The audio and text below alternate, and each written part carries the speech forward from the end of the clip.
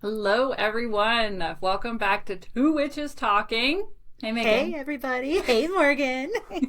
How are you doing this week? I'm good. Thank you. It's been a really energetic in a good way week. And yeah, I'm just getting ready for the new moon coming up. I've got on I didn't tell you this. I've got on my body oil from the Dark Moon box. This is a sexy, yummy scent that I'm gonna wear basically all the time from now on. So I agree. No, I love it. I'm loving the darker stuff that I've been coming up with lately. Yeah. Yeah. Oh, it's so good. I know. I never had the Morgan mist before, and I grabbed that, and I was like, oh, who is this sexy dark goddess that's coming forward? So yeah, I'm loving it. So now I'm going through like my collection of things because I love fragrances and scent, and I'm going through my collection of things, and I'm like, where's all my sexy stuff? Good. Oh, I love So yeah, it. That's yes, your feminine coming through. Your it is. It divine is feminine. for I love sure. it. I know, I love it. Anyways, that was a weird tangent, but No. I'm feeling it. It's good stuff. Yay. Yeah. How about you? How's the week been? Good. Good. Good. We went and saw Sinners last night. I highly recommend. Just I know that once this comes out, it hopefully will still be in theaters. We literally we were driving home from the grocery store last night, and Colin said something about he's like, "Oh, you know that Sinners movie? Like someone that I follow popped up that it was really good," and I was like, "It's discount Tuesday," and he was like, Nice. "What?" And I'm like, "Yeah," and he goes, "What time's the showing?" It was literally like 20 minutes from, and we were like Nice. driving home. And I Yeah. was like, he's like, "Do you want to do it?" I was like, "We never do anything like this. Like we have a routine, you know?" And I was like, Yeah. "Oh, let's do it." I love So it. yeah, we just took off and watched Sinners. Amazing movie. So I highly recommend. I won't give you any kind of spoilers I since you don't cannot know wait. anything, but it is Yeah. beautiful. The music is beautiful. The vibe is beautiful. It's a great Oh, movie. that's so cool. I can't wait. I know I live in this weird little bubble where every bit of news gets to me except new movie news. And I'm Oh, like, oh, it's like the what is it? The Thunderbolts movie just premiered yesterday. Evidently, I'm like, oh yeah, I knew that was coming out, yeah. but I didn't know when. So Yeah. yeah, I can't wait. Can't wait. So All yeah, right. this week we're talking about some really fun stuff. We're gonna get a little spicy around here. I Little hope so. I hope so. This is one of those topics that popped up for me, and I was like, I don't want to talk about this on my own podcast. This is much better done with two people Oh and yeah, opinions throwing around and everything. So, and I think it's going to be even more fun because I run a witchcraft store. yep. So I have Yes. opinions about this that I don't think people will see coming because what we're talking about today is the commercialization of Mm. witchcraft. More specifically, big brands trying to make witchcraft like an aesthetic, which we were talking about a couple of episodes ago, or Yeah. yeah, and trying to make things more mainstream, more trendy, Hmm. more um, yeah. And then also, I would say social media influencers kind of falls into this as well. So the commercialization of witchcraft and whether it's a good thing, whether we think it's a good thing, a bad thing, if it waters down witchcraft, if it gets out to more people, like all that. And this is going to be purely opinion based today, this episode, for both of us. Yes, but it's gonna be good. Yeah. So I think to start out, I don't know. I want to say, and I meant to do just a smidge of research, and then I was like, nah, we're just going to wing it. A Nice. few years ago, I know that this subject came up pretty big. It was pretty divisive in the witchcraft community when I believe it was Sephora launched a tarot kit that had, I want to say it had something to do with makeup. So there might have been like a lip gloss or Hmm. something, but then there was like a tarot deck and a sage wand and like a piece of selenite or something like that. Yeah. Um, and God, this had to have been a few years ago. And it was crazy to see the split on social media. There were a lot of witches that were like, this is cool. This is going to open up witchcraft to more people. And then there was just as many people on the witches on the other side of it, like, stop making our sacred practice a trend. Mm-hmm. And look, I tell you, I sat right in the middle. Yeah. Yeah. Yeah. And I think like Anthropology or somebody like that did that as well. Because I remember there was also a set somewhere that was like a rose quartz and an amethyst and a sage wand and something else, but didn't have a tarot deck in it and all that. And like I've seen, like you can get tarot decks at like Spirit Halloween shops now. Yeah. You know, and stuff like that. So yeah, I'm pretty much in the middle myself on that. I think the difference is if you're just doing it for, I mean, obviously, like, businesses have to create products to make money. That's how they work. Yeah. But if you're just creating it because it's something popular and it doesn't, like, necessarily go with the rest of your product line, then it feels phony. Yes, I agree. As a witchcraft shop owner as well, I have to say, so when mainstream people come out with things, like, number one, they generally come out with it leading up to Halloween. Mm-hmm. Yep. And I think that's how you know when it's performative. When it's, oh, we're trying to cash in on that witchy vibe. Mm-hmm.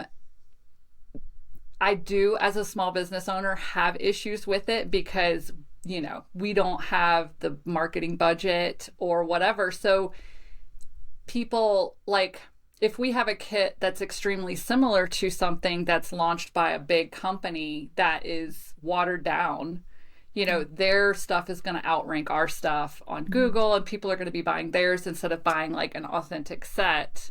Mm-hmm. So that's where, of course, as a business owner, I have issues with it. Right. Yeah. I also have issues with non-witchy companies that theme their subscription boxes witchy in October and November, like September, October, November as well. And there's quite a few that do that too. And so, of course, that makes my eye twitch a little bit.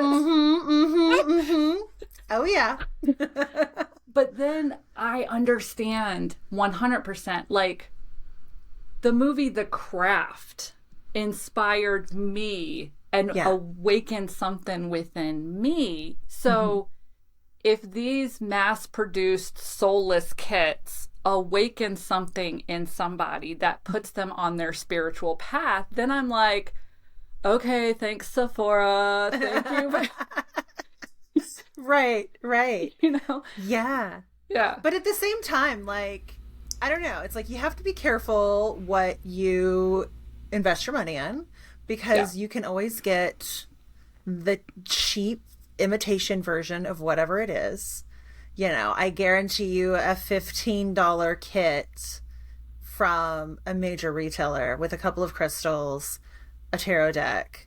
And I mean, we haven't even talked about the fact that, you know, a lot of this was white sage, which is a very protected and sacred herb, that, like, you're not getting like a gorgeous crystal. You're not getting a cool tarot deck. You're getting pretty standard, mediocre, middle of the range stuff.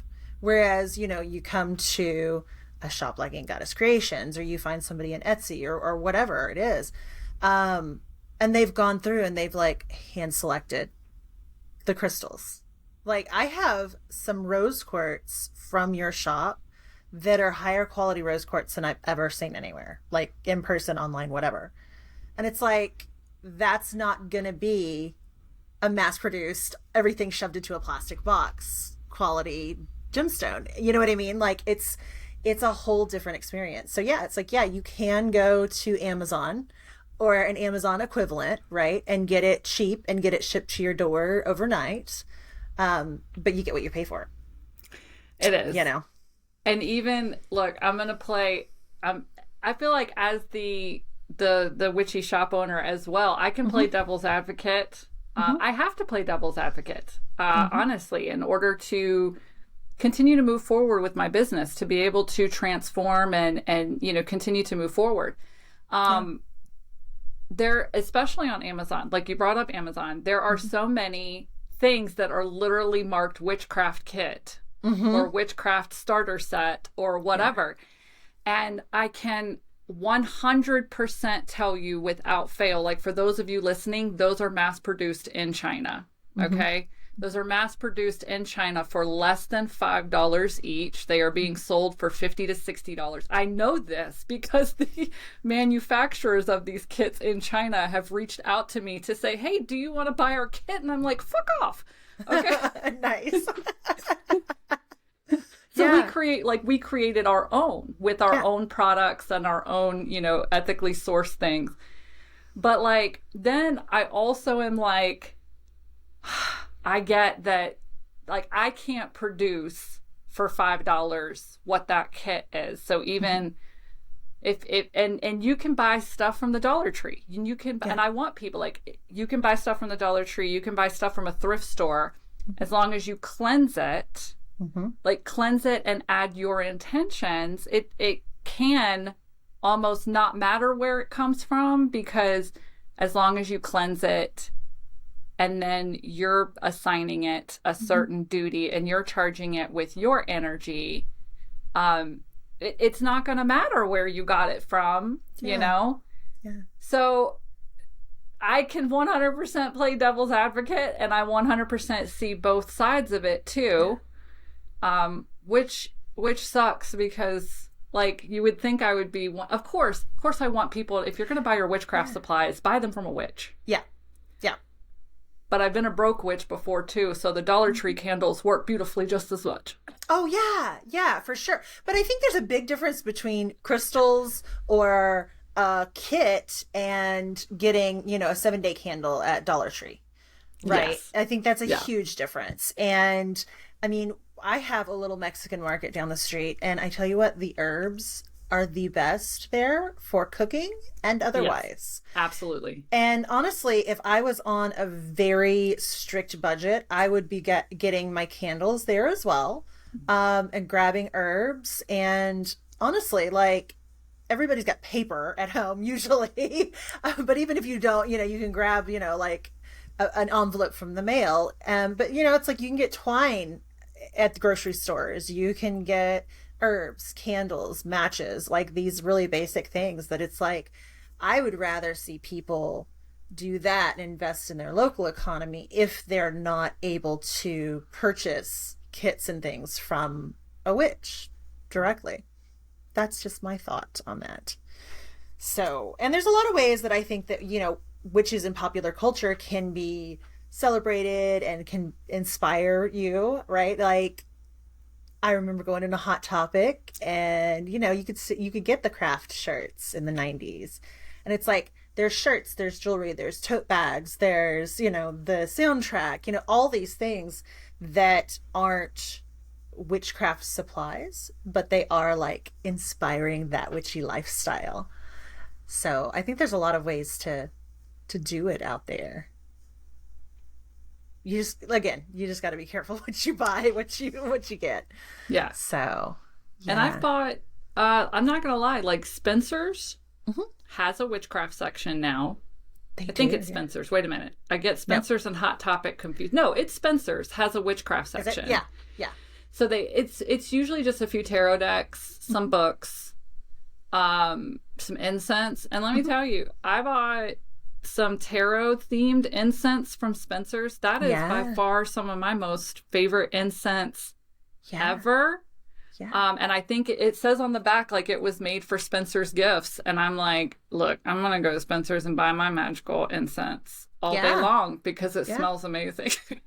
Hey, I've bought Oracle and tarot decks at Barnes & Noble. I hear you. Yeah. I think it's the kit thing where it's like, here's all the things you're gonna need to practice witchcraft, and it's kind of, I think that's the sticking point for us. And because it's Yeah. also, let's call this out. Like, you can tell a mass-produced soulless, I'm gonna say that Yeah. too. Mass-produced soulless kit by what's contained in it. Okay? Because generally speaking, the mass-produced soulless kits will have a chunk of rose quartz, because for some strange, like a raw piece of rose quartz, not even tumbled. Yeah. Yeah. Not even like a palm stone. No, Right. you're getting a raw chunk of rose quartz or a raw chunk of amethyst or quartz, because they're the cheapest out there, period. Yeah. White sage. Usually maybe like a stick of selenite, or no, it's usually a stick of selenite. Did Again, I say white super sage? inexpensive. Yeah, did I say white sage? Oh, yeah. 'Cause that's like the biggest That's the indicator. biggest thing. I know, right? Yeah. And if y'all are listening and have no idea what we're talking about, white sage in particular is one of the sacred herbs of the Native American tribes. And they have asked us, as non-tribes members, to not use it. So, that's a big sign of a big commercial operation is, just the white sage everywhere. Yeah. And if we do, like we've had white sage, every now and then I make sure to ethically source it, because I do believe too, there's a lot of tribes that's how they make their money. Yeah. So, by bundling it themselves and selling it, it's helping them out as well too. Yeah. But those are also the ones who are growing it commercially as well. So like that is a form of income for them. Oh yeah. But yeah, those are typically, there's also a lot of kits out there now, mass produced, that just have like gemstone chips in them as well, like a couple of gemstone chip jars or something. But I've never understood when these huge companies, first of all, I'd love to know, like, do you have a witch help you design these, or are you just Googling? I feel like they're just Googling, or now they're just using AI. Yeah. But I don't use rose quartz nearly as much as all of these big companies believe that witches use rose quartz for everything. Yeah. Yeah. I have like a palm stone. I do have a big old chunk of it. It's like this big that sits right by my bed at night. Oh, that's nice. So, because it's loving energy, it's happy stuff. Yeah, and I buy different rose quartz. Like I've bought lunar rose quartz, lavender rose quartz. I have a big ass bloop, like freeform on my desk. That's blue rose quartz, because it was blue rose quartz. Right. I've got a gray rose quartz palm stone around here. I'm like looking up for it. I'm like around here somewhere, because I was like, wow. And like I came up to it in a witchy shop, and these ladies go every single year to the Tucson Gem Show. They travel from Denton, Texas to Tucson, and they pick these out themselves. And they're also very conscious about I get my Palo Santo from them locally, because they have ethically sourced Palo Santo, right? That's another one of those things. I see those a lot with like a little affirmation burned into the side, and I'm like, that's like from a press. But yeah, I mean, this gray rose quartz just called out to me and was just like, you should take me home. And I was like, okay, let's go. But I mean, that's the kind of thing that you get, like, you actually get those feelings. And it's like, I know that I get an order from you, and it comes from the warehouse and it lands at my doorstep, and like everything is like charged and cleansed, and you can just tell comes from a gorgeous space and energy, and you're not going to get that with a chunk of rose quartz. Like, it's just not going to happen from some weird place online. Yeah. Or even in person. Like, I've seen the little kiosks in the middle of the mall where they're like crystals, and I'm like, yeah, no thanks, I'm good. Yeah. No. And then it also, like, commercialization of witchcraft too. I think overall, it's also about the intention of the person. I think you said earlier, like, it's the intention of the person. Like, if this is going to, if you see that kit at that kiosk and it awakens something inside of you. Right. You see that crystal, you see the kid at Sephora, you like Earthbound Trading is one of my favorite places to shop. I love it. It's all mass produced stuff, but I'm still like, I don't know. It's so gorgeous in there. I love it so much. I know. But so if your intention is, or if it awakens something in you and you're called to it, and then that does lead to you claiming the word witch for yourself or finding your spiritual path, I think that's beautiful. I do. Like I said before, I can't produce some of these things for the cost that these bigger companies can produce it for. Yeah. If it makes witchcraft more accessible to the masses because of a price point, I'm okay with that too. But I personally have issues with basically like fair weather witches that, they're witchy, they look witchy, they do witchy things for the month of October, and then November 1st, that's all gone. Yeah. Yeah. Yeah, and maybe the big key here is using discernment, right? Is just to be like, wait a minute, is this somebody just taking me for a ride to get my buck? Or is this somebody that, like, I don't know, has some good intentions? And even if it is a kiosk in a mall, or if it's somebody, at a market, like a farmer's market, felt so bad. There's a gal that has a booth in the local farmer's market here, and like she's all this mystical stuff and whatnot. And I bought a card deck from her because I was like, oh, this is great. So I get it, and I'm like, this is just so weird that there's not like a book in it. And so I start Googling the card deck, and it's one of those that a supplier overseas stole the designs for and was selling it. And I fully believe that she saw it on Fair or somewhere like that, Alibaba, whatever, and was like, oh, this is great. This is a great card deck. I'm going to grab it. But I've kept both decks on purpose to show the difference between like an original deck and the one that was stolen. And I didn't realize that was the case with this deck. And I was really drawn to the deck, and I have the real deck and I use the real deck because, again, I was still drawn to it, right? Like, so that energy was there already. But yeah, it's like, I don't know. It's kind of like if something just doesn't feel right, or if you're just like, should they be using that? Should they be selling that? Just listen to your gut. Listen to your intuition. Yeah, the mass-produced ones, just for those listening, if you're like, oh my God, was my tarot deck mass-produced? So generally speaking, tarot decks are not the same size. Mm-hmm. There are standard sizes for tarot decks, but usually the boxes are a little bit bigger. They come with a big old booklet with them. But the mass-produced ones, you'll generally see someone set up a display, and all of the tarot decks are the exact same size. The boxes are all the exact same size. Yeah. There will also be, in this day and age, a QR code on the back instead of an actual website where, like, you can go meet the artist, like the artist's website, like their name, or even the publishing company, like Llewellyn, or U.S. International Games is another big one. So instead of seeing an actual URL for a publishing company where you can go buy their things, there will be a QR code on the back. Those are all fake tarot decks. Those were all printed without permission from the artists, from the publishing companies. They were mass produced overseas. And unfortunately, what has happened is you don't even have to go to China to buy them anymore. People have purchased them in mass, had them imported into America, and they are selling them on Fair. Yep. Or Etsy. I see them a lot on Etsy. Do you? Yeah. You can also tell, too, if you get a really good deal on a quote-unquote brand new deck, like your brand new tarot deck is $9.95 or below, it's fake. Yes.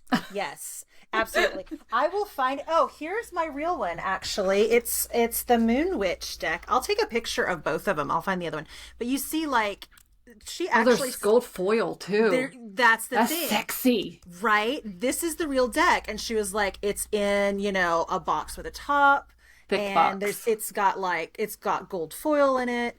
But I'll take a picture of the other deck because I was like, well, okay. Because Oracle decks come in all sizes and shapes. So it's like, well, okay, cool. And you can't tell until you open it up that there's no book in there. Yes. But yeah, it's got the barcode, and it's got the URLs, and it's got the Instagram handle for the artist, all that. So I'll take a picture and put both of those on Instagram so people can just see the difference. Because I was tricked. Like, I've messed up. But again, like, I got this, and I actually purchased this off of Etsy from the artist. So it's interesting that you found fake ones there, but I'm not surprised. And yeah, I mean, it's a gorgeous deck. It is so sexy. It's amazing. Well, so I think it's definitely with witchcraft growing, which we just did an episode about that, the resurgence of witchcraft. There's so many stores online. There's so many influencers online. Yep. And I do personally very strongly believe that in this day and age, you have got to do your due diligence as a store owner or as an influencer, you know? I think if you're, I think it just drives me nuts because I consider myself a Gen Xer, and so my eye twitches when I see a 20-year-old girl who's like, I've been a witch for 5 years, and like, here's my entire practice, and like, you have to follow me. And she does. She has like 200,000 followers because she's adorable. And the spells she produced, that she does on TikTok are cute. I think that if you are going to have a platform where you are teaching things like witchcraft, it has to be functional. You have to do your due diligence. You have to be a representative of witchcraft. And even though we're all different, I feel like there's an underlying flow or life force that flows through every single witch. And we can feel it. So I think that's another thing is like when I see these people with these huge followings who maybe only do witchcraft in October, and then the rest of the year they're doing other stuff, and then like my eye twitches because I feel it. I'm like, you're not one of us. Please stop trying to teach witchcraft to other people. And they have a following of 200,000, 500,000, 1 million followers. And you're like, they're not holding witchcraft to the level that it should be. They're not respecting it. They're not doing their due diligence. And I think that's what kills me, is because we feel it. We have that thread between all of us. At least I feel that way. I do too. And I think the longer that you practice witchcraft, the sharper your bullshit meter is. It's like, nope. And the one that like drives me insane is that it is a commercialization of it, but it's intangible products, where it's like readings on TikTok or whatever. Anyone that I have come across that I know is a legit reader, a legit medium, you know, any of these people, they will actually say, I will never DM you. I do not do bookings here. Go to my website, you know? And so like I was listening to something, I think I was listening to a podcast, and they were like talking about somebody that like got a reading from somebody on TikTok and like told him it was like all of this stuff, and like ding, ding, ding, ding, ding, ding, like my bullshit meter is going. And I'm like, no, this is such a scam. Just stop. And yeah, with the commercialization of it all, and like I said, mediumship and readings and stuff, there are some unsavory people out there, you know, that I think are even worse. That like there's the people that like just do it around Halloween, which irks me. And it's not something that they practice all the time, not something they really believe in. But then beyond that, there's people that are actually predatory about it, like actively there to scam you out of your money and your peace. The readings are usually always bad, because then what follows up is, for $100 I can remove the curse on you. Like that's the follow-up to you might have gotten a reading for $20, $25 by one of these scam artists, you know, online, but the reading is horrible. Like, oh my gosh, you have a generational curse. This is why everything you do is because they know that if someone reaches out to you on Instagram and you take the bait, you're not in a place where, like, you're in an unstable place and they know this. Yeah. So then they're like, oh, are you feeling down? Are you feeling like nothing goes your way? And you're like, oh, yeah, I do feel like that. They're like, oh, yes, your reading says that. For $100, I'll remove the curse. I'll do this. And that's like the next step of the scam. Yeah. And then if you don't, I've had, because of course they impersonate people that actually are legit. Right. You know? Yes. So I've had my customers send me screenshots of like impersonators who, you know, my picture looks like my profile. And then they're like, oh, if you don't pay me, I'm going to put a generational curse on you and your like, I would have never believed it until customers had screenshot it and sent it to me. That like, if my customers are pretty good, they're like, oh, this is not Morgan. Yeah. You know? Yeah. So they tell the person, they're like, you're a scam artist, you're not Morgan. And then they're like, oh, yes, I am. And if you don't do this reading with me, I'm going to curse your whole generation and your whole line. And then they're like, okay, now it's really scammy. Like, you know. I hope one of them reaches out to me at some point. Like, I just hope. Because, you know, I'll be like, girl, get on the Zoom with me. We're going to screw with this person. I'm going to watch it. I'm sorry. If anybody was like, I'm going to put a curse on you, I'll be like, really? Because I'm going to put a curse on you, motherfucker. Let's go. Yeah. Oh my gosh. That's so crazy. You know who tried to scam me the other day was someone pretending to be a dog foster parent. I follow this gal. She's just precious. She helps run a whole foster rescue for dogs. And she's got like this whole litter of puppies right now. And like, somebody looking like her and looking like her account name was like, hi, how are you today? Are you interested in puppy? And I was like, this is not that person. That's not how this works. And of course, a couple days later, she's like, beware, on TikTok, somebody's pretending to be me and doing this stuff. And I'm like, that's just so shitty. Yeah. No, that's really bad. So it happens with witches too. Spells and readings and all that. Yeah. Yeah. Wow. No, I love this. I love this episode. I love that we got to. So I think the consensus at the end of this is you and I both are like, use discernment. Yep. Cleanse shit too, man. Yes. Like... Cleanse your shit. And if you are in a place where, you know, you find yourself like I did, where I trusted the person I was buying from and I purchased a card deck that ended up being a stolen design, I went and purchased the actual one from the creator, and that's the deck I use. So, you know, it's like nobody's perfect. We all fall for something every once in a while, and just like do your best. And if it resonates, it resonates. And if it gives you the ick, just don't do it. Doesn't matter how cheap those rose quartz chunks are. Just, it's okay. Don't do it.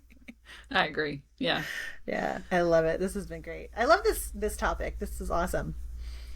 Yeah. Because like I said, as a witchy business owner, you would think that I would be like, don't buy mass produced shit from other people. And I'm like, I get it though. Look, if it awakens something in you and sets you on your path, you're gonna find inspiration in a tree. Yep. You're gonna find inspiration watching a movie. You're gonna find like when you're meant to be awakened, it can be the craziest shit that awakens you. So I don't judge that. Yeah, exactly. I agree completely. Yeah. Just don't get taken for a ride, y'all. We're just looking out for you. Yeah, we are. Especially online with the scammers. Yeah. If you, by the way, no readers ever say, what is it, Grand Rising? Oh my gosh, yes. Grand Rising. That's the biggest red flag. And I can't believe they're still using that after all these years. You'd think they would stop. No, Grand Rising, or I was called to reach out to you. Mm-hmm. Your ancestors have called me to reach out to you. Mm-hmm. And I'm like, my ancestors reached out to you? No. That's funny because I have a pretty good direct line to them. So they just talk to me whenever they want to tell me something. Mm-hmm. Mm-hmm. Exactly. It's like, not my ancestors. They didn't.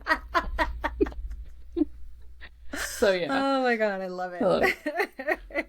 You have a card for us? I do. Bluster. Okay. All right. I'm gonna, even though I don't need to shuffle, I know, still gonna but you shuffle. still gotta do it. I know. Well, this one just popped out.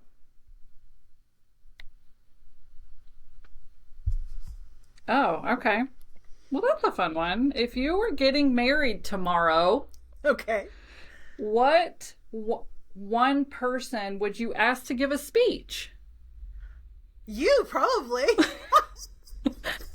Right? Yeah. I would be like, Morgan, absolutely. Yeah, and I would be like, Megan, come speech me up. Yes. Right? Right? I thought you were going to ask what food would you serve, and my first thought was tacos, so I must want tacos. I don't know why. I like that question too. Let me tell you what possibly not to serve. I wanted shrimp at my wedding, like cocktail shrimp. Yeah. You can only eat shrimp so many days in a row because we had a lot left over. Oh no. You can only eat shrimp for X number of days in a row before you're like, I don't want to see shrimp anymore. So I recommend either, if you're going to go with shrimp for your wedding, you either go with a small amount of it or don't go with shrimp. So I like, are we having a taco bar at your wedding? I think so. Like, you know what? I've always wanted a taco bar for something. Yeah. Yeah. No, I love that. I Maybe like that my question. 50th birthday will be like a taco bar. Yes. Yeah. Oh, and because just keep in mind too, there can be dessert tacos as well. So you can have a dessert taco bar. Oh yes. With like ice cream that we put in the thing, and then like little and do like the taco shells out of like the waffle cone. Yes. Yeah. Mm-hmm. I like our version way better. Like, that was too easy of a question. It was. And I like where we went with it. I know. So Much taco better. bar for you as well, or would it be something else? Have you seen the mac and cheese bars on TikTok? Yes. Where they serve them in like little martini glasses? Yes. Where like you have your choice of different mac and cheeses and then different toppings to go on, like bacon or, like ham, different vegetables and stuff, and then they'll make it. I saw it on like TikTok or something one time, a mac and cheese bar, and then I was like, oh my God, we're serving them in martini glasses? That's so bougie. Right. Have you seen the girl dinner posts where it's like a martini glass of like Kraft macaroni and cheese and like a dino nugget on the rim? I'm here for it. I am too. I love little food. Like, my favorite kind of food is like small foods because you can have like a little bit of everything. It's perfect. I agree. No, I eat girl dinners for lunch sometimes as well. Nice. Girl lunches, girl dinners. I'm here for it all the time. I am too, man. Just give me a little plate of random things and I'm good. Yep. I'm here for the girl dinner. Awesome. This has been great. Okay, so people can find us at Two Witches Talking on Instagram, on Patreon, and Two Witches Talking Pod at gmail.com for your witchy confessions, which we will keep anonymous, or your witchy stories or suggestions for topics. And also on YouTube, head over to Inked Goddess Creations and then go search for podcasts. And ours is right there, along with Morgan's podcast. So, and you can always find Morgan at Inked Goddess Creations, both .com or at on Instagram, and I'm at It's Megan Winkler. And I think that's all the things and the places. We need to have like merch or something for our podcast. We'll have to figure something out. I love that. That's awesome. All right. Well, thanks so much for tuning in today, and we will see y'all next week. Bye. Bye.